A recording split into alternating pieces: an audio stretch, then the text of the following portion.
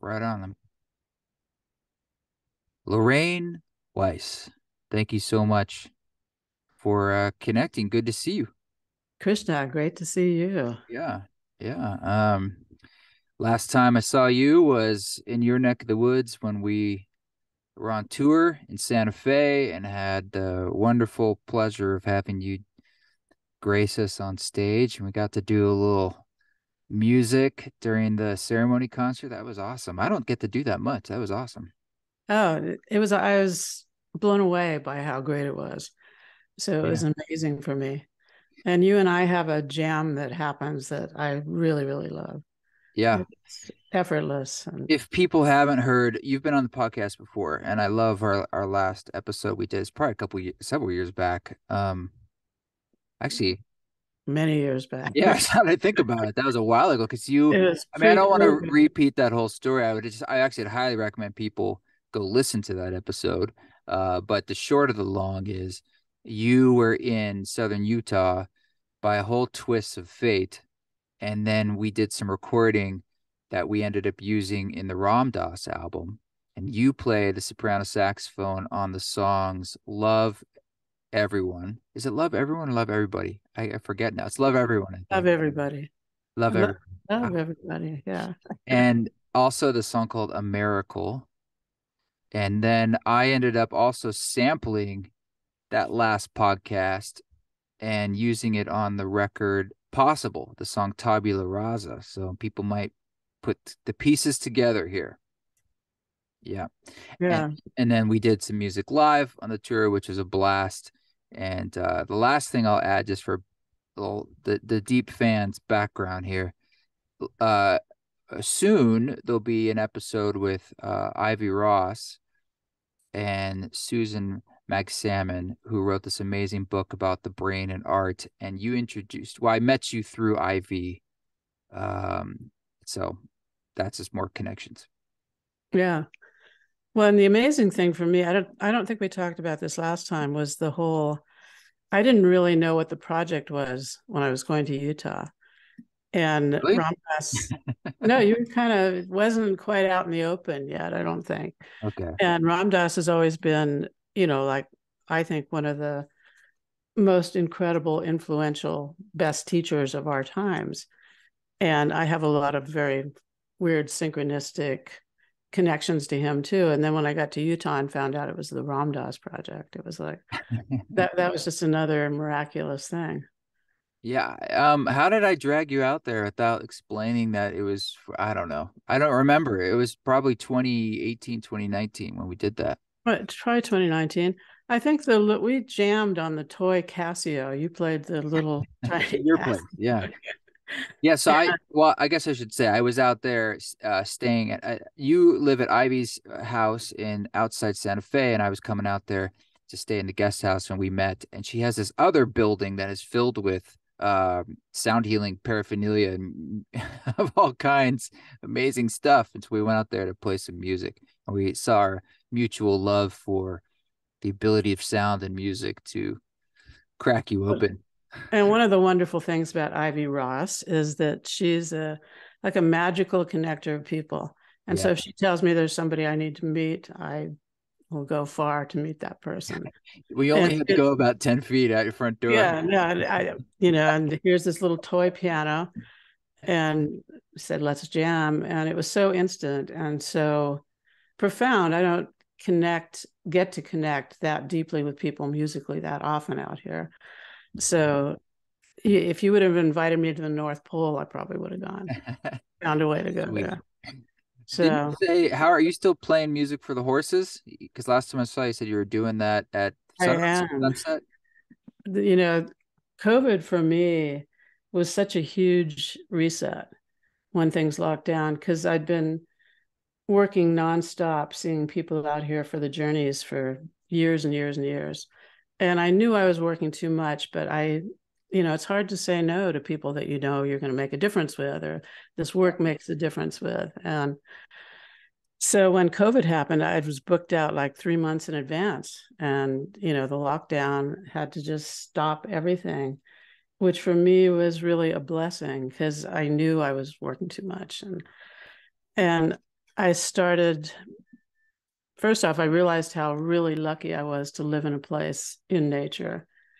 And no matter what was happening in the world and how traumatic it was when it first happened, I just had this knowing I needed to be out at the sunset Yeah. and I needed to be grateful every day. So I started going out at sunset and playing the sax, just getting myself into this state of gratitude and intention not to let a single sunset ever go by where I didn't get into that state in some way. So I just started playing, and I figured I'm just playing for myself and to be in that space. And it's pretty, how remote it is out here. Neighbors are pretty far away. And I started getting emails from my neighbors going, "Oh, thank you for playing. It really calms us down." And the neighbor closest behind us wrote and said, there's a big fence, so I can't really see anything. He said, "I just want you to know that as soon as you start playing, my horses come up to the fence and prick their ears up and listen the whole time you play." I thought, oh my God, that's the coolest audience I've ever had. And Yes. I could hear, then I could hear them. I could hear they, certain songs they liked more, others they didn't. Um, and I just felt this need to play for the horses every night.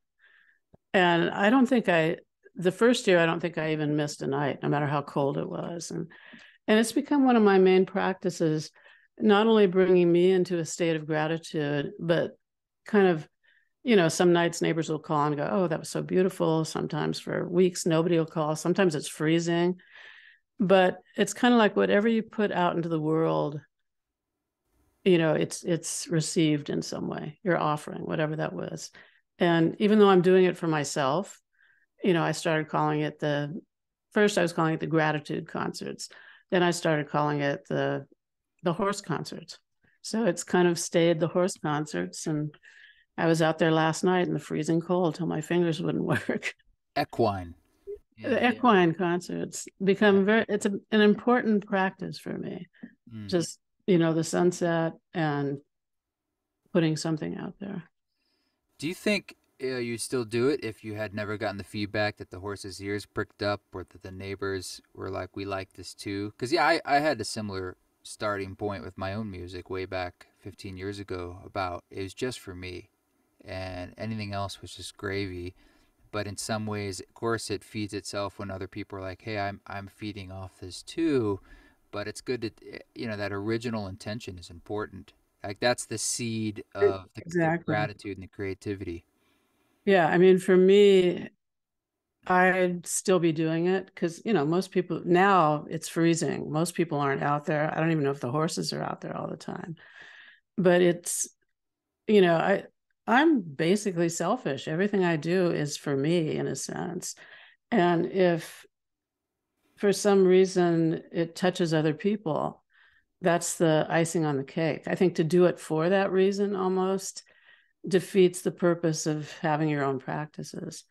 So yeah, I'd be doing it no matter what, unless people really complained heavily, which so far Yeah, that hasn't. usually when you get those emails, it's like, oh no, you know, I can hear the saxophone playing, and I Well, love Gato, do you know who Gato Barbieri is? He was a great sax player in the 70s, 80s. Um, really great sax player. And his neighbors in New York sued him, because he'd be playing at times when they didn't want to hear music. So, that's New you know, York. That's so New York, you know. it's true, but I respect the silence too. It's like I don't play too long. And if anyone did complain, I would probably change my MO or go to a different part. But as long as it's okay with the neighbors and the horses, I'll keep playing. Right Look on. wherever I am. So So tell me a bit about. So we also discovered that we both have this background of exploring music shamanically and music as a way of guiding people through journeys, and you've been working in that space off and on for a long time. And to me, like the way I got into that was music. Like it was really just like self discovery of music itself and what about it helps and doesn't help. And as you know, 98% of it was just the music, really, besides the vibe, you're creating and Yeah. a few questions. Um, Tell me a bit about that discovery process for you. Like, how did you find yourself on that path, and what role did music play? Well, again, I got into the journey work for purely selfish reasons. Hmm. I wasn't planning on doing it for anybody else. This was 30 years ago. Mm, So, it was almost completely unknown, at least ayahuasca. And it was not even close to how it is now. It was like kind of the pioneers were starting out back then. There wasn't a big container for it. right. And I was a professional musician in LA, and my body, which has been my great gift in having to change my life and stop and start and turn and deconstruct, was falling apart. And I knew I needed to change my life. I didn't want to be in smoky bars anymore. And the ayahuasca journeys presented themselves. And I had no idea what it even was 30 years ago, 30 years you ago. found yourself, because can we just start there? Because I discovered it around 15, but that's when it was coming into the sphere of, there was an article in Rolling Stone, but 30 years Oh, ago, yeah. This it was, was way before yeah, that. how did that even cross paths with you? Grace, I guess, when I look at it now. Sure. But It was the ayahuasca, yes. yeah, I mean, I'm a working musician in LA, everything that entails. And a friend of mine started going away on weekends with her husband and doing something slightly secretive. And I think we talked about this a little bit, and I saw her change. I go, "What are you doing? Whatever it is, it's really cool." She goes, "Well, it's plant medicine." And at that time, I really wasn't into anything like that. I had done LSD in the 60s. I had been around people using way too many drugs and alcohol. And so I was kind of anti Yeah. everything substance. And I went, "Oh, well, that's great, but I'm not really interested." And then I kept seeing her change over a period of time. And I finally said, "Yeah, I want to try this, whatever." Because I was at a crossroads with my body. My hip was wearing out. I couldn't really be on stage in the way where I was comfortable. And I went and did my first journey, and it was absolutely exactly what I needed, life altering. It had me face my body and know that I couldn't keep going the way I was going, and that a lot of the ideas that I had around that were pretty rigid, and it just opened everything for me. Who led that journey? Was it indigenous, or how did that? No, no, absolutely not. And that's what I really liked about it, in the sense the person who had it was actually a retreat center, and was very much white Anglo-Saxon spiritual seeker, but it was very Western. And his teacher had been a Peruvian shaman with a PhD in Western psychology. The So the whole Wow, context, wow. Hmm. yeah, and even the medicine was different. It wasn't the purging stuff. And Where'd they get them? Did they make it, or they had to he probably at made that point they would have to go the actual ayahuasca vine.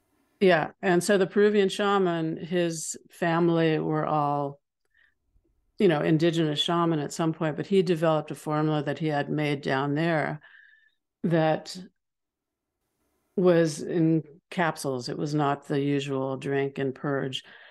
And we used a combination of psilocybin and other things on various occasions, but the energy of it was definitely the ayahuasca, the mother.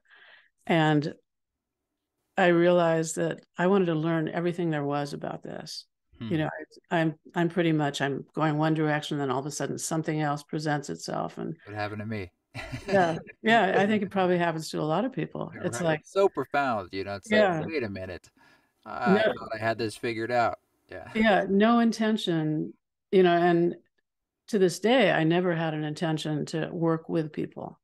I was doing this for my own healing, my own, awakening, evolution. And I figured I'd go back to being a musician, full on LA musician at some point. But it was so dramatic a change for me that I ended up letting go of my whole life, my rent controlled apartment on the beach in Santa Monica, my musical career, if you want to call it that, where probably would have started taking off a whole lot more if I would have stayed there. And moving to the retreat center, where for 3 years, that's all I did. All we did, there was a group of about 5 people, and people would come. There were big groups back then for some reason. It was like the first journey I did was a group of probably 30 people. And a lot of what I learned is from what not to do, and what isn't as effective is Yeah, like it's that's people in some know what ways what differentiates. else is there to learn, right? It's like, Yeah. yeah, a little side note, I just came back from Mexico and I was doing an interview for the documentary we're working on with Xochitl Ashe, who's a Peruvian Mexican psilocybin uh, indigenous. Uh, she doesn't like calling herself a shaman, but yeah, you get Yeah. why can't I speak? She works with psilocybin, and she was saying like in their tradition, you're initiated by the medicine itself. You know, what I mean that's the Absolutely. primary teacher, and uh, that makes a lot of sense. You know, and I think a lot of that learning is through experience. Of course, a lot of that stuff it's difficult to put into to quantify to say, well, it's this or it's this particular thing you learned. It's this these energies but you do learn on a fundamental level what not to do. That's almost very like terrestrial in a sense, and you could that starts to piece together methods. Yeah. And I mean, for me, that didn't happen. I was just in the experience for 3 years Yeah, where, every weekend we'd do our own journeys. There was like 4 or 5 of us that lived there, or groups would come at least a couple times a week, or I ended up sort of being the shaman's assistant and traveling all over the country doing groups. And still, it was for my own learning. You learn so much being in that space and sitting with people. How in like regular life, how unless you're a therapist or something, when do you really get to be with people at that depth?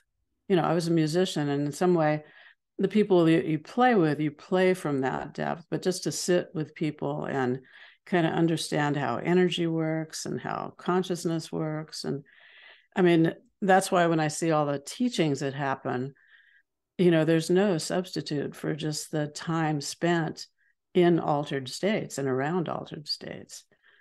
And music is definitely an altered state. So, we have that background. And luckily, the person who was the shaman was really into music and put together pretty amazing playlists for 30 years ago, because there wasn't that much kind of journey music back then, but there was a lot of good music that is could be used in the journey space. So that deepened it even more for me, so that when I did start using music myself with people, I had like 40 years of collecting stuff. And what kind of music resonates what part of the body, what kind of music takes you deeper, what's too expansive, what's too jarring. um, I never used words in my journey, because I noticed, in the journeys at the retreat center, no matter where I was in my own journey, if words in English came up, I'd yeah, you go right to it. different part of your And brain. Yeah, yeah, yes, and it's useful. Like I saw what you were doing with Ramdas in the ceremony space. Really beautiful. That. but that's a hybrid too. Like I didn't make the Ramdas album thinking this would be used in ceremonies. Like when I was playing ceremonies, A, I'm improvising, and B, it's there's really no words. It's just the music because that makes Yeah. sense to me. But other people, some people use some of those songs like I'm Loving Awareness in journeys. And I was like, well, more power to you, whatever works for you. But I do want to ask you though, when or how much have you seen the difference between bringing in live music, whether it's a saxophone or tuning forks or bowls or shakers or anything, versus recorded music, pre-recorded music. For me, and when I started doing it, and like I said, I never planned on it. People that knew me from kind of sitting in the ceremonies 30 years ago, back then started to ask me if I'd do journeys. And at first I said, no, that's not what I do. I'm a musician. I'm taking a little break. But, when it's sort of like my belief is kind of to really look at what's being offered rather than not what I want. And so, enough people kept showing up going, would you do a journey for us? And I had still no intention. And I ended up, one of my friends who stayed in the circle after I left said, well, talk to the Peruvian, and I did. And he said, oh yeah, you should lead journeys. I'll help you. I'll give you, it was like, he gave me his blessing 30 years ago, Mm-hmm. so to speak. And so all of a sudden I could do that. And, music has been the through line of my life, like I'm sure with you, prior to this, that no matter what you're doing, that's been one of the loves and passions and driving forces in some way. So I had these many, many songs, playlists, and stuff that I ended up using. And one of the things that happened to me at the hot springs during the time I was taking all the plant medicine was I put away all my instruments except for soprano sax. And I think we talked about deconstructing last time we talked.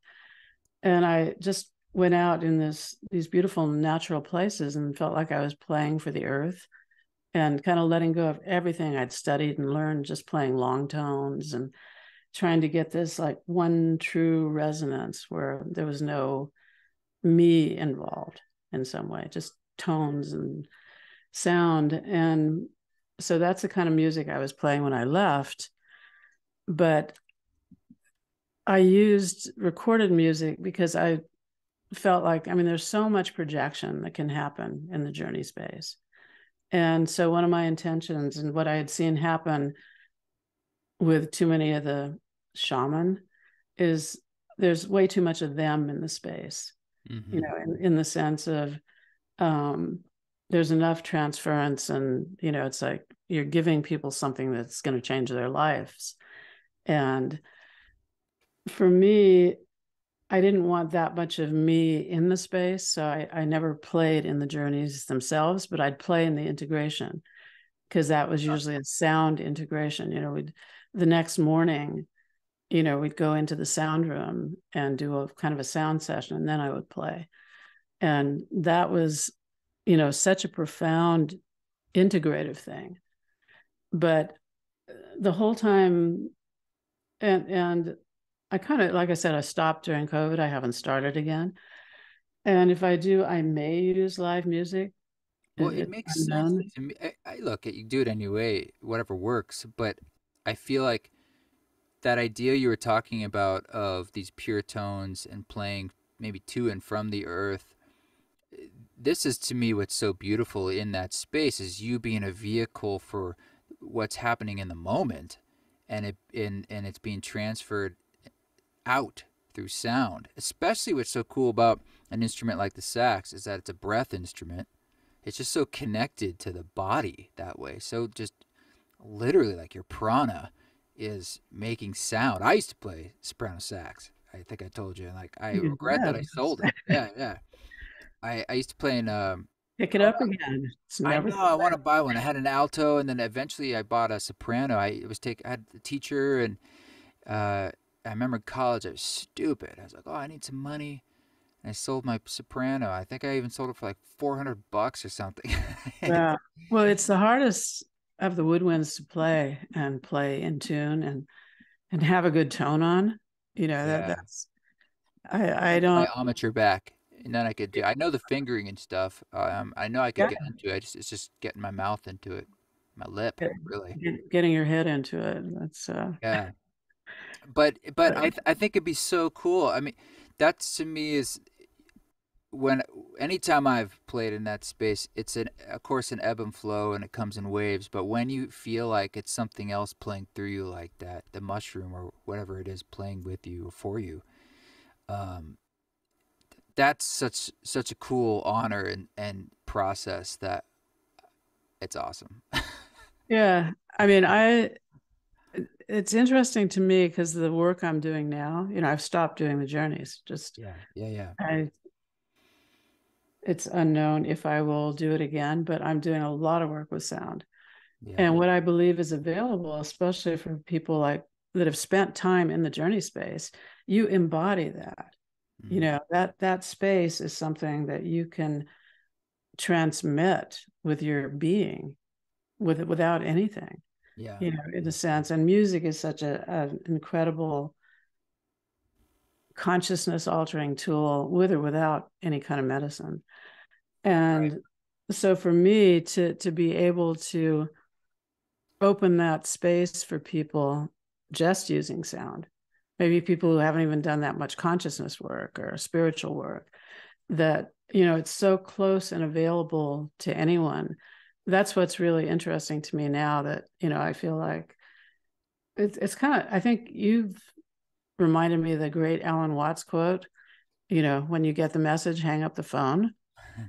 That's kind of where I feel I am these days. And I think what's interesting to me is being able to help people or facilitate accessing very expanded states of consciousness just by embodying that, whether through music or words, or there's so many modalities you can use, that's what's really, for me, cutting edge in my own practices. It's like, Yeah, well, you've always been punk rock. You were doing ayahuasca 30 years ago. So now when it gets like publicly traded with companies, you're like, I'm gonna shift gears a little bit. you know Like, that's really true for me. Plus 30 years, it's like, that's a long time to be doing any one thing. yeah, And I mean, talk about the through line in life is music, but it's always been consciousness too. right. I was reading spiritual books when I was 14 and 15. I was taking LSD when I was 15. And it was really to find God, or to find that connection, that oneness, that's always been there. And so it's almost like when things become so public and so mainstream, like this is becoming, it's like, okay, consciousness, where's consciousness? There's all the medicine stuff that's happening. But for me, what's the shift in consciousness that is available through kind of not only how much of this is out in the collective, but the evolution of it all? And I see a lot of repeating in the psychedelic stuff, that doesn't interest me. Yeah, It's tell me almost like, more about that. Like, what do you think is being maybe lost, or is the message being lost these days a bit, or diluted, or well, diluted? yeah, I mean, I guess I've been lucky to be around at the beginning of a lot of great movements, because in the 60s, I was like 15 when I took LSD. That was like 1965. And there was really no container for it. There was Timothy Leary saying, tune in, turn on, and drop off, drop out. Hmm. But there was no big understanding that some of the experiments had been started, but they were pretty clandestine and not open to the public. Right. So, we were having these amazing, I took LSD and surfed, you know, we'd be out in nature. It wasn't, in a sense, it wasn't recreational because we all had a great reverence for it. My surf crowd and, a bunch of young kids, but yet there was no, I don't even think integration was a word back then, or Just for the audience, we're not recommending you go swimming and take psychedelics. no, But you can if I'm you not want, but recommending anything we're I've not done. endorsing any activities that are illegal or No, dangerous. But that also sounds amazing for you. you know, it, Surfing it, and it was, and I was still the same, angst-ridden teenager that all teenagers are, because, again, there was there were no guides. There were Right. no It's an facilitators. amplifier too, in a sense, and you need Yeah, someone, like you said, you need elders. You need a ceremony as a kind of container or practice. It whole is a exactly. guide. That's a guide in itself. Exactly. And intention. I mean, our intention was to, expand our consciousness and have a great time, and which happened, and also totally opened doors in consciousness for me, even back then, that are still there. Like the experience of oneness surfing and things that I feel very lucky to have experienced, but it didn't really touch any of my own personal psychological things that probably needed to be healed even back then, or understandings. And so I see a lot of that now, because a lot of, it's almost like it's heading into the too clinical, which takes out all the amazing opportunities for unexplainable, mystical God experiences. And Magic. I say God, yeah, the magic. And I use God in I can use any word there, but it kind of works for me just because, it's everything, all that is oneness, consciousness. But you could substitute any word for that. And I think on the other hand, there's the too indigenous, too shamanic, too ungrounded, where there are these incredibly epic, rock your world kind of experiences that don't really translate into your moment to moment life and touch the, whatever. I think the psychological aspect is really important. Not all of it, but you've got to do your mommy daddy stuff to some Yeah, degree. it's almost like the psychological is like you've got the 3D here, regular waking life, and then the psychological, and then out further out on the spectrum is like the total cosmic smeared, which is has value, of course. It's almost ununderstandable.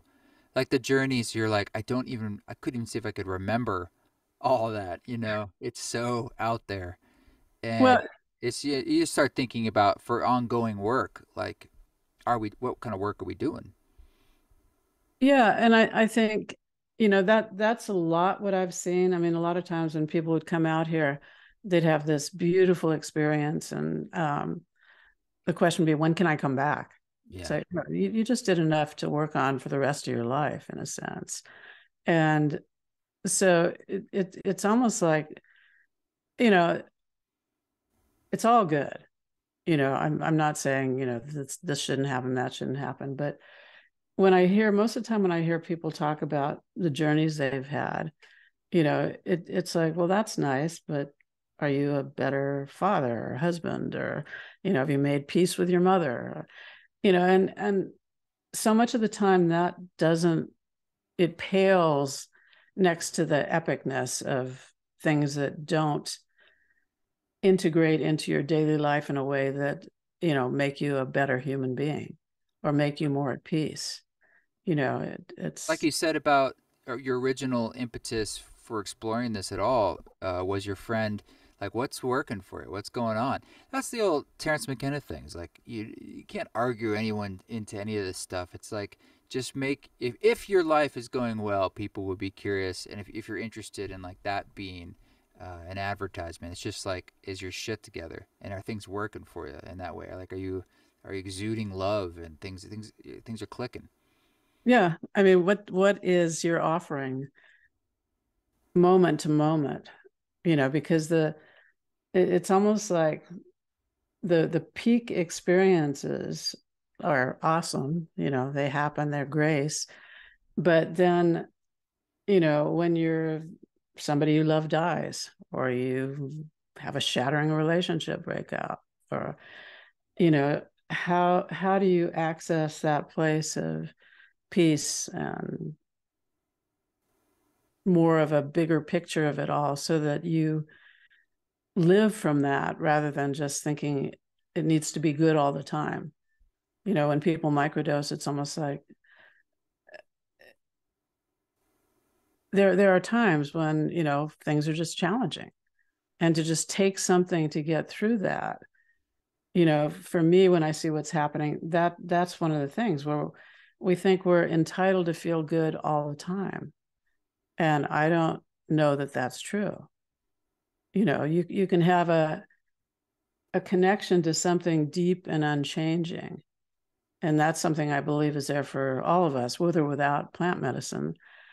And it really is close and a breath away in any moment if you create the practices that have you access that. But then that doesn't mean that you're not going to feel sad or pain or be unhappy at the state of the world. It just means you have ways to go into something deeper than trying to change it with a external, whether it's Valium or microdosing or anything external. you know Do you think the name of the game then is about, I know Ramdas used the word witnessing a lot, but I'm trying to think of different words to use, even for my own understanding. It's somewhat of accepting, but maybe it's almost like a connective tissue you're keeping more alive and strengthened to the all that is, to the all good. So it's like that is coexisting at all times. If not, I always like see it almost like it's holding it all. We might call it love, the great mother, God. It's like you can't be outside of that. All yeah. that other stuff is inside it, and it just is. It's just like you're held in the womb, and that's that.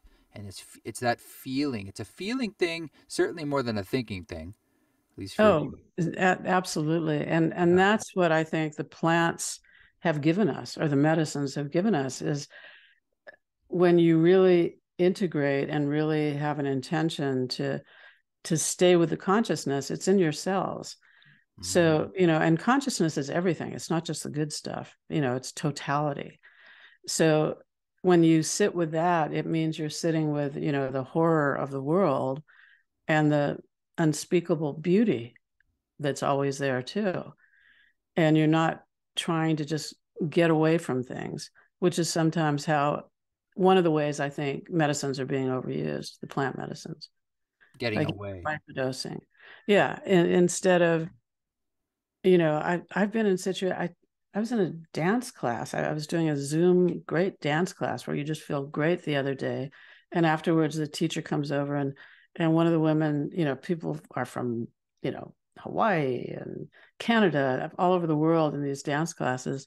And this one woman said, "Oh, that was so great. I just microdosed and it was awesome." And, for me, it's like there are so many incredibly beautiful things in life, and we're greedy. We want to make them better. We want to have them be all the time. And I mean, that's great if you can do that. But to start to rely on, again, external things to make things even better than they already are, which is amazingly magnificent if you're present to it, that I think that's another way that things are being misused in the psychedelic realms. What if it's more intentional in the sense that, like, let's say you are going through something really intense, like the death of a loved one or a divorce, and you're feeling like, I need help. And in the same way, some people might take an antidepressant and hopefully as a bridge to get, I don't know, let's just say they're like, I want to take this for a few months until I can just get a hold of myself. What if it was that way? Or do you think, where's the line for you personally with microdosing? Or do you feel like, look, there's a particular message that can be work that can be done here. So it's either like, look, dive in and let's do the work. Let's not dilly around. Beware the underdose, as Mr. McKenna would say. Well, yeah, and he's also the king of the heroic dose I of, don't like that whole heroic dose thing. yeah. So that's part of the culture too. The chattering elves or whatever it was, where that Machine elves and that's right. why I'm In on a McKenna hyperspace. bent. Yeah, the culture is not your friend. Culture is not your.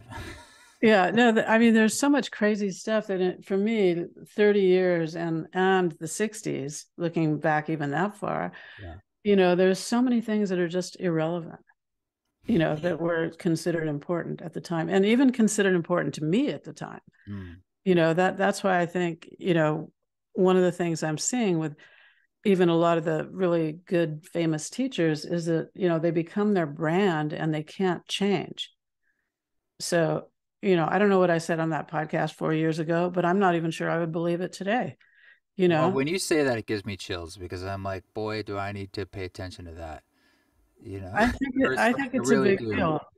I think we all do, and Huge especially deal. teachers or, people who have the public ear in some way, and because one of the things, and I'm sure Ramdas has said it some way, is about examining your thoughts and your beliefs. And, even in the movement, the things like listening to Terence McKenna, that was considered important, the heroic dose.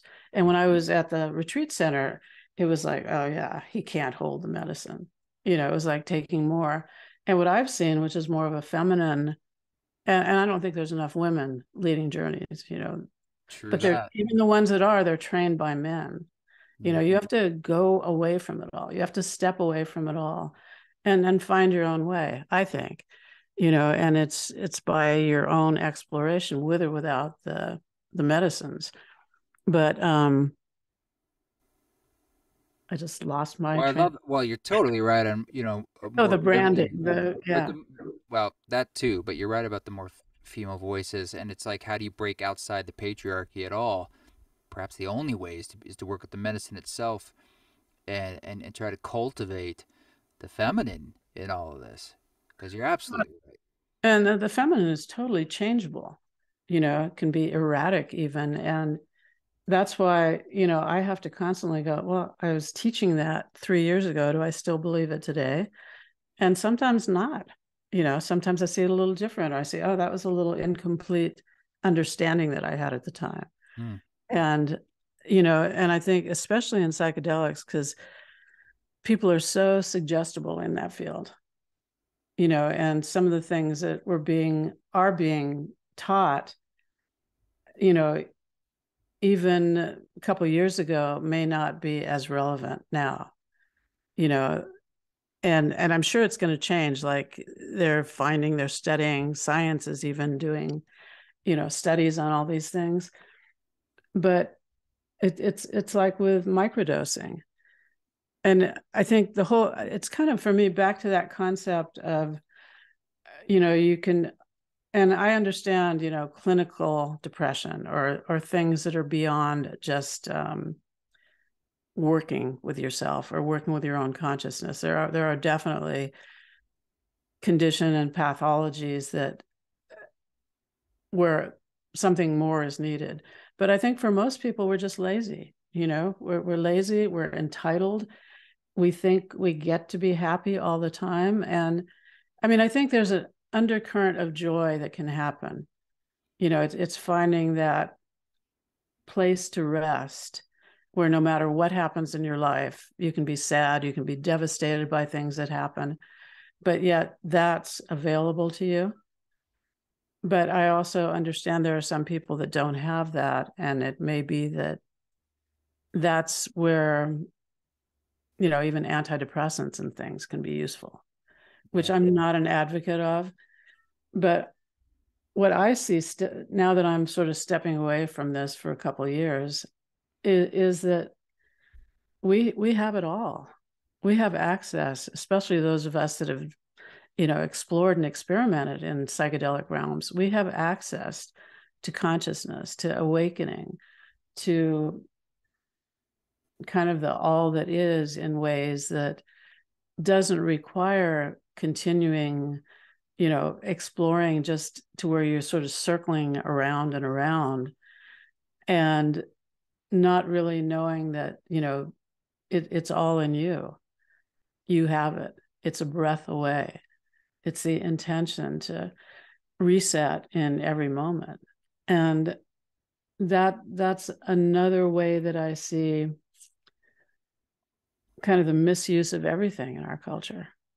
Or the You know, overuse. I love the idea of circling around because it's a great way of thinking about, like, if you're taking that metaphor of being inside the mother, like, think of it like a big sphere of all that is, and you're just spinning around in the same place. It's like we all know people who naturally understand this, have never touched a psychedelic, never will, and there's just a knowing in them You see it in a lot of motherhood. You see it in all sorts of ways, all sorts of ways. It's just it's sort of the naturalness of what is. There's nothing to do, nowhere to go. It just is, and there's an acceptance of that, and a certain knowing that might not even be intellectually understood. I think most of it is beyond intellectual knowing. I Yeah. mean, you have to, like with the psychological stuff, you have to have a little bit of a grasp on what patterns are running your life or what the imprints you've inherited from your ancestors and lineage. But then it's just being with it in that profound way that is the journey space, that is the deepest opportunity of those kind of expanded states, is being able to embody that consciousness Mm-hmm. in a way that, without ever taking another plant, that it's in your cells. And when people talk about the rewiring, it's in your nervous system in a way that you can access that no matter how wound up and in your head you get. It's a remembering that. Mm. And for me, integration, which, like I said, wasn't even a word back when I was doing the bulk of my stuff.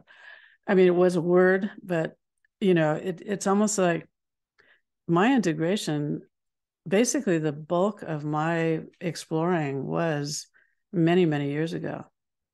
I haven't done any kind of plant medicine in at least 15 years. Mm-hmm. And that's been the integration for me, because it's like, okay, what am I left with? And how can I at any moment settle into that space? And music really does it for me. I I am feel that that. channel, Yeah. when I play. But just in daily life or talking to people, and a lot of my work now is working with people on the phone.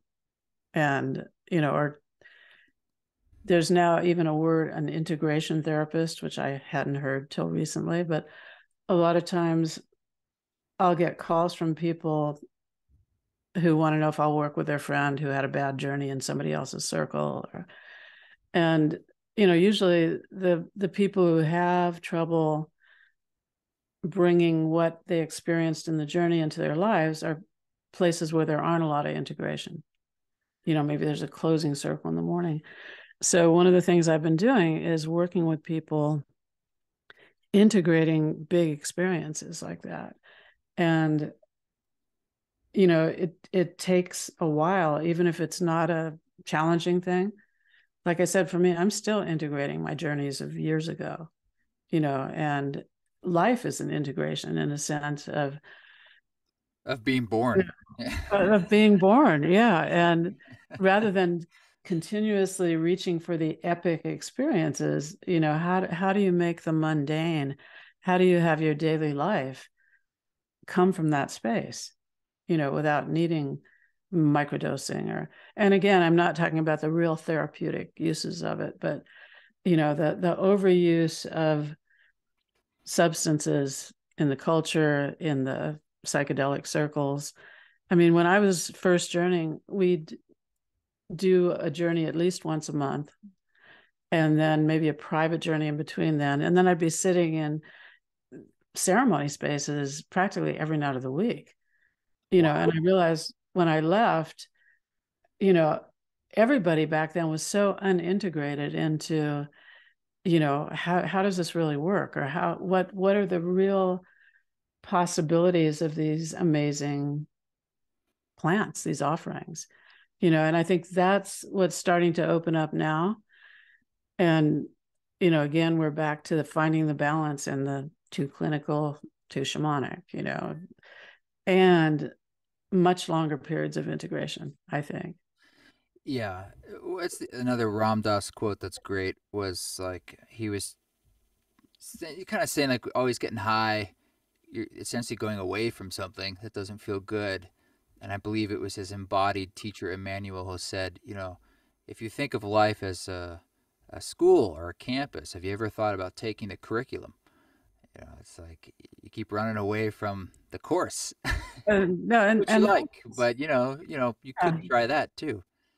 I mean, we're spoiled.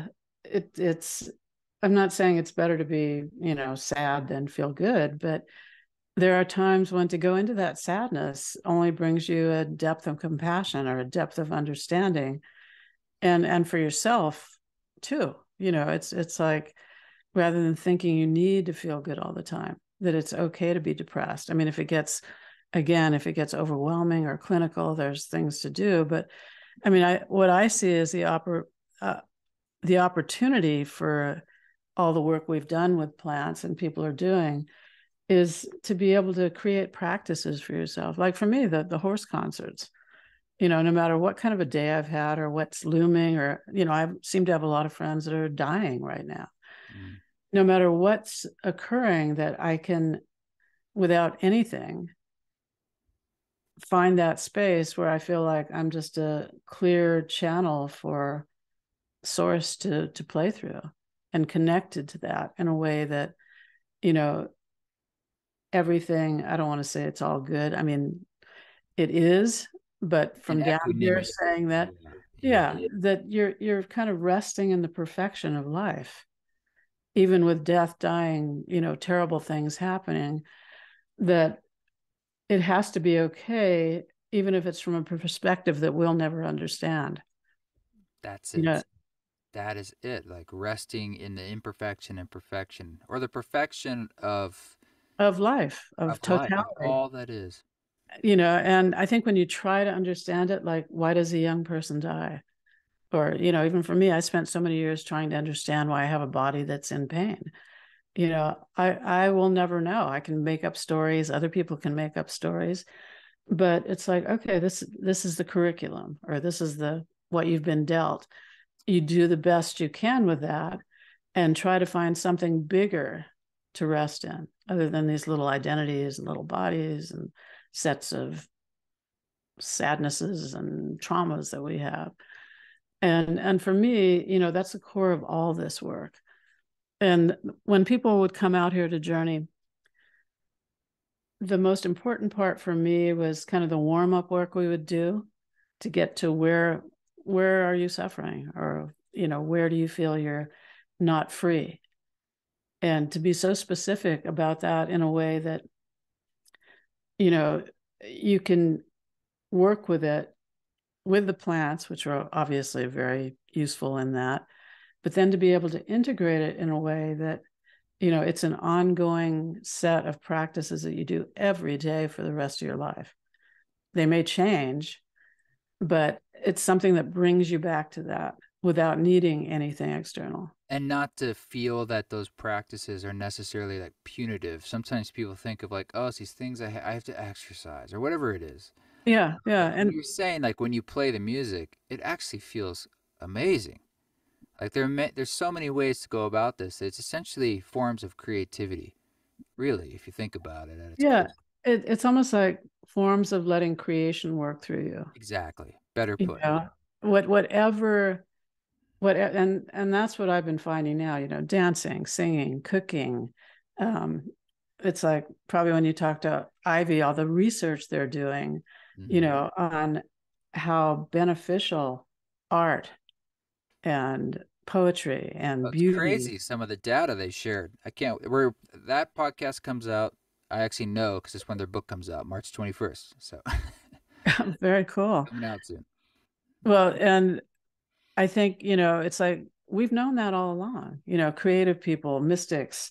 It's known. I don't need scientific data to back up what we've already known to be true, but it's great that it is, because it gives it credibility where, it's like, get your kid off his phone and put him out in nature for an hour. It's the greatest thing you can do. Or, you know, buy art supplies for your kid, or get him a musical instrument, or, Mhm. and I think those kind of practices, the integration, like if you never did another journey, you've got music as a practice that takes you there, right? I mean, it does take you to that space. Most people don't have that, and I think anyone can find practices, and it doesn't have to be, serious meditation for an hour. It's like, your life is the meditation. Your life is the art, creativity, letting creation come through you, whether it's cooking, even the most, things that you wouldn't think of as a creative act, it's like I just did my taxes and actually had an okay time with it because I got in that space, and I was so happy that I was doing it and finished them, so it's almost like there's so many structures that when you really examine them or, created, like even meditation, or sometimes it can be such a rigid structure that you feel good if you do what you think you should do. And if you don't, you're hard on yourself, or, I didn't do my half hour of meditation today. Whereas just being in nature can be a meditation. Like all these Sitting outside. practices are available at all times, everywhere in a lot of ways. It's what choice and consciousness you bring to it. That is the act of creation in itself. Uh, Exactly. And I think, it's not about, like, even with art or music, it's not about what you produce. It's that, you yourself, your being is the offering. If you're going to make great music with that's awesome. But you have to get that even that's removed from the sort of what you're bringing to the party, which is yourself as the offering, your being, your consciousness, what you're adding to the collective or the soup or, the pot. the source code is you. Yeah. Oh, I love it, Lorraine. Um, so I have one last question for you. And then unfortunately I have to go, but I want to talk more another time. Let's just keep riffing. It's so much fun. Now we can do it. Yeah. Here's the question. I'm sure there's plenty of people listening here like, I want to talk to Lorraine, and do you want more work or not? Do you want people to find you because you don't have a website?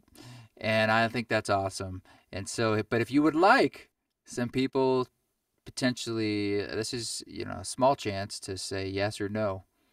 Yeah, I mean, I'm looking at what like I said, I do a lot of work on the phone. So if anybody Yeah. wants to email me, and other podcasts I've done, usually it's people who, obviously resonate with what we're talking about. So it's not just like random people. No, of Um, course. Of course. and so I've been doing work on the phone, and I was I loved, your ceremony concert opened doors for me in the sense of what can be done with groups, Mm-hmm. because the friends I brought to the concert didn't do any plant medicine, Sure. and had great experiences. And I ran into some people from, my dance community that were there that weren't on any plant medicine. Yeah, that's the point. And Yeah. yeah. And I think we've opened the doors in ourselves and in all the people that have been doing it all these years, that I'm really interested in finding ways to create, whether it's online or live, or, when I work on the phone with people, it's still working with the same energy. And so, yeah, if people want to find me, I'm Email. That's what you prefer? email is good. All right, we're gonna Yeah. do it. I'll make it where there's like a space for the at, so spam bots won't grab it, but people can figure out how to make it into your email if they want That's to reach great. out Then to you. we'll find something to do for sure. Cool. Oh Yeah. man, it's great to connect. And like I said, I let's do it some more, and I look forward to whenever I can pass through Oh there yeah. again. I actually when I was there, I met up with the 10,000 Wave folks. I don't know if I told you. We've been talking Yeah. about maybe trying to do something. So I think that would be amazing. I love that. I really Yeah. love that. And we can do a concert or something just out here Hell yeah. and have a good time. The equine, the horses would love it. We'll sell tickets to all the horses in the area. They Well, give us a there'll be a ride. horse convention. Yeah. No, I love it. It's always great to talk to you. That's You too. Thank you so much. And, till next time. till next time.